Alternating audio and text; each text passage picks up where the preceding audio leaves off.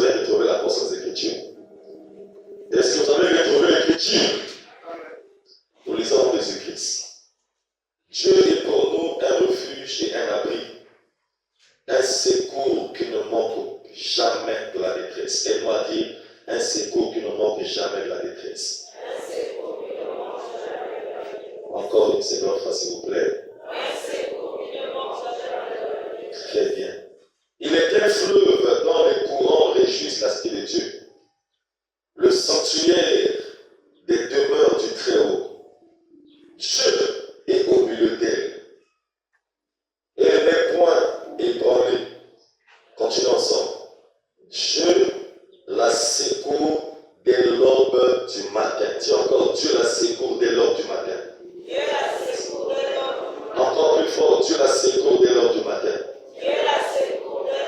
Que le Seigneur bénisse sa parole. On acclame pour le roi des rois.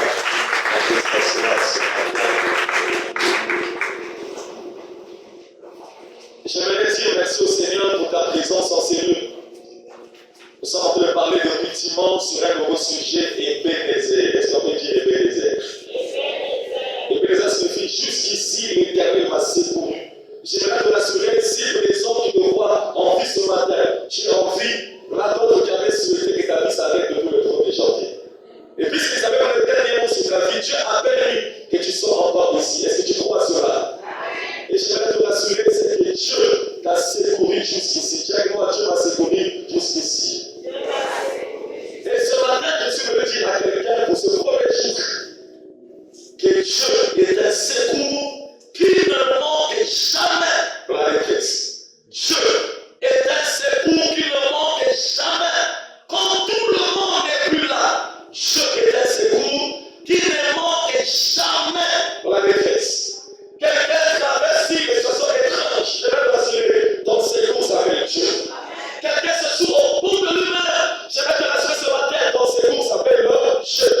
Et sois rassuré, Dieu va te secourir. Ce n'est pas en vain que je suis à la maison. Ce n'est pas en vain que je l'ai trouvé très tôt. Tu as pris des risques pour prêter des voix. Et Dieu sera pour toi un secours. Dis à moi, Dieu est pour moi un secours. Et ici, je vais te rassurer, le islamiste arrive à chanter quand tu dis ceci. Dieu est pour nous un refuge, ça veut dire un abri, un endroit où tu peux te cacher. Quand tu es poursuivi, quand les hommes te menacent, quand tu es au bout de toi-même, Dieu est un abri, Dieu est un refuge, Dieu est une maison, là où tu peux te cacher. Je vais dire quelqu'un, quand tu sens que tu as abandonné, cache-toi en Dieu. Quand tu sens personne ne te comprend, cache-toi en Dieu. Dieu est un refuge. Dans ce monde où nous sommes, il y a des hommes qui souhaitent le malheur d'atteindre, mais Dieu peut être dans ses mots. Dieu ma mère. Il y a des hommes qui souhaitent te regarder le matin, tu n'as plus l'espoir. Des enfants ne sont plus là, plus de respirer, plus de travail, mais Dieu peut être l'abri. Et le plus là, c'est plus loin. Celui qui demeure sur l'abri du Très-Haut repose à l'homme du Tout-Puissant. Je vais dire à quelqu'un, Dieu est l'abri. Quand tu te sens que tu es en sécurité, je vais te rassurer, Dieu est l'abri là où tu peux te cacher.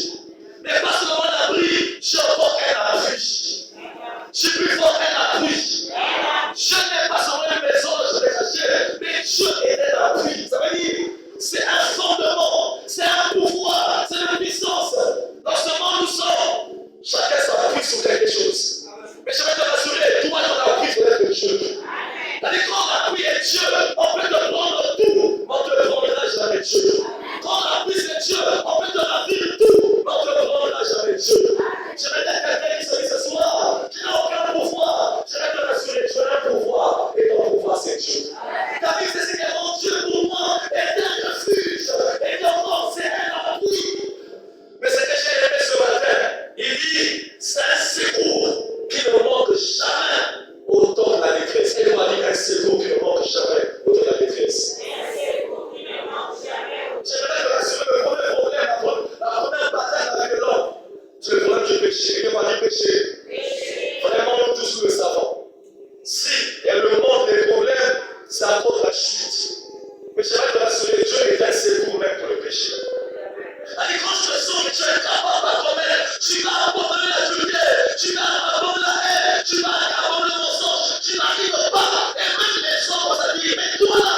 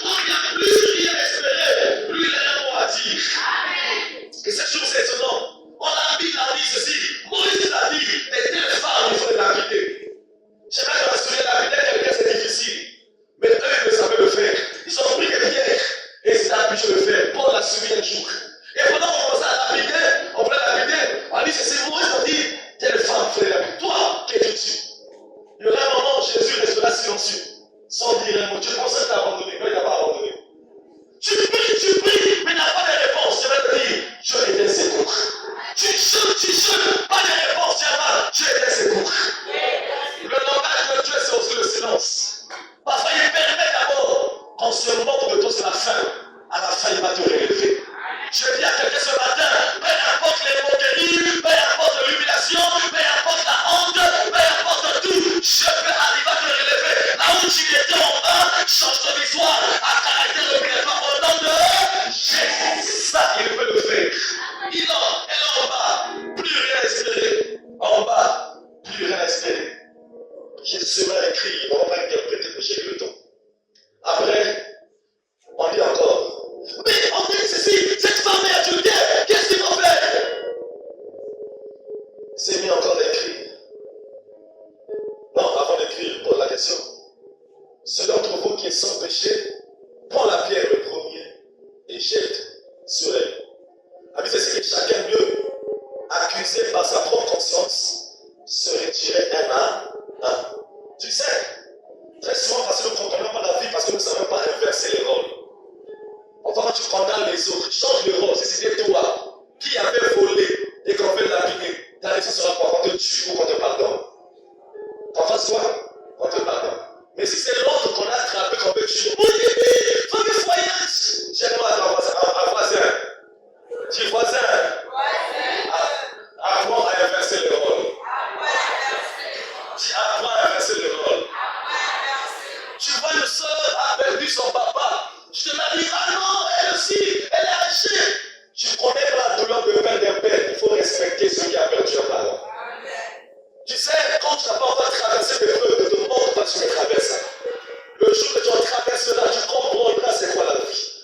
J'ai écouté les soeurs dire ceci. Je vois les autres pères de papa. Je vois les autres pères de yaya. Mais le jour que ça arrivait chez nous, et je voyais tout le monde partir et on restait à la maison, je partais vers la chambre pour voir. Maman, tu es là. Mais j'étais étonné, maman n'était plus là. Les draps étaient là, les habits étaient là. Tout ce qu'elle avait dans sa chambre était là. Mais maman n'était plus là. Je vais te rassurer, avoir un être devant toi, c'est une grâce. Et quand on traverse un problème, il faut te dire, il y a quelque chose qui peut le faire. J'aimerais à quelqu'un, tu sens que tu n'as plus personne à te secourir, Dieu ce matin est secours pour toi. Et à grande surprise, j'aime ce Jésus. Il dit, celui qui est sans péché parmi vous, jette. Chacun de s'est rendu compte, l'autre est voleur, l'autre est adultère, l'autre est menteur, l'autre est ceci. Chacun se retire. Et Jésus dit, enfin, dis la grâce contre la pécheresse. Dans la grâce contre la pécheresse. Et la femme est là. Il dit, femme, où sont ceux qui t'accusent? Écoute sa réponse. Seigneur, ils ne sont pas là. Personne t'accuse, oui. Il dit, moi non plus. Je ne t'accuse pas. Va et ne pêche plus. La grâce n'encourage pas le péché. Mais la grâce te donne la force de vaincre le péché. Je répète, la grâce n'encourage pas le péché. Mais la grâce t'apporte la force de vaincre le péché. Quand tu trouves grâce, tu finiras par vaincre le péché du jour au lendemain. Ma prière ce matin, la grâce puisse arriver à t'aider. Là où tu n'arrivais pas, la grâce t'aide. Là où on était incapable par nous-mêmes, la grâce puisse arriver à nous aider. Et nous a dit la grâce abondante. Et la grâce peut nous enseigner. Dernier exemple. Ici, il s'agit d'un homme qui était tabassé par des brigands. Marc chapitre 10, verset 25 jusqu'au verset 34. Il avait quitté Jérusalem, il partait vers Jéricho. Sur le chemin, il rencontre les brigands. On a tabassé, bien frappé et abandonné à lui-même comme mort. Abandonné à lui-même comme mort. Mais ce qui est bien pour lui, un an passé, c'était un pasteur. Quand il est passé, il a vu. Il était incapable de secourir. Et il m'a dit incapable de secourir.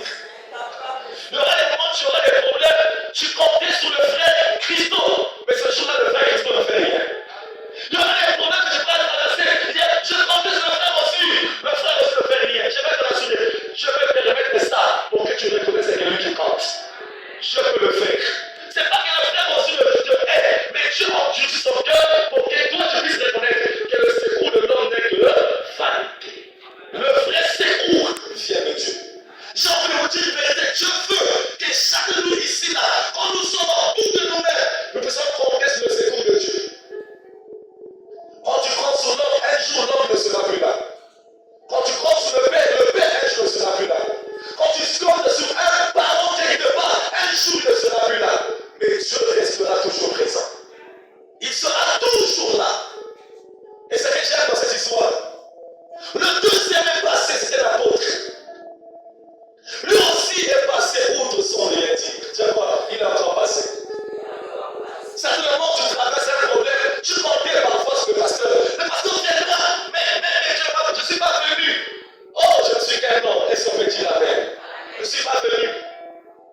matin, un frère m'attend. Elle m'avait dit, pasteur, vraiment, là, je n'arrive pas. Papa, j'ai parlé frère aussi. Et puis, je lui ai dit, vraiment, il faut que je me concentre aujourd'hui. Je vais l'arriver. Faisons demain après le programme. Le frère me dit, bon, demain, si on fait le programme, on ira. Mais je suis sûr que je n'ai pas fait grâce. Là où il est à la maison, j'ai dit, pasteur ne comprend pas ce que je fais. Pasteur ne comprend rien. Je vais te dire cette chose. Dieu est le maître de ton et des circonstances. Si Dieu ne voulait pas que tu sois en vie, avant que j'arrive là-bas, tu vas mourir. Mais si Dieu veut que tu vives, même quand la mort est là, quand on peut arriver, je vais te ramener à la vie. Parce que la mort devant Dieu n'est jamais un obstacle. Je veux dire que ne vois pas les circonstances avec tes yeux. Dieu est capable de tout changer. C'est que j'aime. Le bon samaritain qui est l'image de Jésus, elle m'a dit Jésus. Lui, il passait, quand il arrive, la Bible dit qu'il fut rempli de compassion. Il a eu en lui une grande compassion. Il a pris le monsieur, il lui a nettoyé. Je prie que Dieu nettoie quelqu'un ce matin. Ah, je prie que Dieu nettoie quelqu'un ce matin. Il lui a nettoyé, il lui a lavé, il a tout changé. Il a mis l'huile et le vin. Elle m'a dit l'huile et le vin. Un jour, on a mis le vin, nous avons un programme de matinale. L'huile et le vin. Après avoir passé l'huile et le vin, il lui a pris, il l'a emmené à l'hôtellerie vers un autre. Il dit, monsieur, prends soin de ce malade. L'autre ici, c'est l'image de l'église. Jésus l'a pris et lui l'a mis à l'église. Il dit, monsieur, prends soin de lui. Je m'en vais. Tout ce que tu dépenseras à mon retour, je viendrai payer ça. Écoute-moi bien. Dieu est un Dieu responsable. Dieu est un père responsable. Il a pris soin, il a confié. Mais avant de partir, il a mis la main dans la poche, il a donné deux deniers. L'image de ce que la Bible nous enseigne, l'ancienne et la nouvelle alliance. Il lui a donné ça. Il dit, prends soin de lui avec ça. Et à mon retour, tout ce qui manquera, je viendrai compléter. J'ai une bonne nouvelle pour toi. Parmi les trois, le vrai s'épouse le troisième. Le premier l'a fui, l'a abandonné. Le deuxième l'a fui, l'a abandonné. Le troisième ce jour, c'est lui qui est passé. La bonne nouvelle pour toi. Le troisième ce matin va te secourir. Le troisième ce matin va directement au travers de ta vie. Et ce jour-là, l'homme qui était presque mort, Dieu l'a ramené à la vie. C'est vraiment le vrai secours. Ce matin, j'ai une bonne nouvelle pour toi. Et tu es au bout d'une situation que tu ne comprends plus rien. Nous ne comprenons rien. Qui fait parce que mes amis, le manière sont très bien. Tu as bien fait. Mais je vais te rassurer, la vie, tu n'as pas de responsabilité. Tu as sa part, toi aussi tu as part. Si tu croises les bras, rien ne changera. Mais si tu te lèves, ça peut arriver à changer. Je prends l'exemple, pendant qu'on se lève, le monsieur dit, laisse-moi, je ne ferai rien. Je te pose la question, est-ce que son cas devait changer? Non. Il a fallu que lui-même puisse arriver à prendre la décision. Pendant que la femme était là, Christ a dit, vas-y. Si elle est restée là, après Christ serait parti, les pharisiens devaient la prendre encore, la continuer à s'empirer. J'ai envie de dire une chose, ce soir, fais un pas. Ça te fait, ça peut faire 1 mois, 2 mois, 3 mois. Tu as pris le risque de lever très tôt le matin et de commencer la journée par la prière. Et je vais te dire que tu as bien fait. Mais il faut passer à l'action. Tu n'arrives pas à passer à l'action. Ne croise pas les bras, quelque chose peut arriver à changer. Il faut arriver à s'engager pour dire non, je suis comme cette femme-là que tout le monde accuse et je suis au bout de moi-même. Je déclare, toute accusation de la vie ce matin s'arrêtera dans le nom de Christ. Tu te sens accusé, abandonné.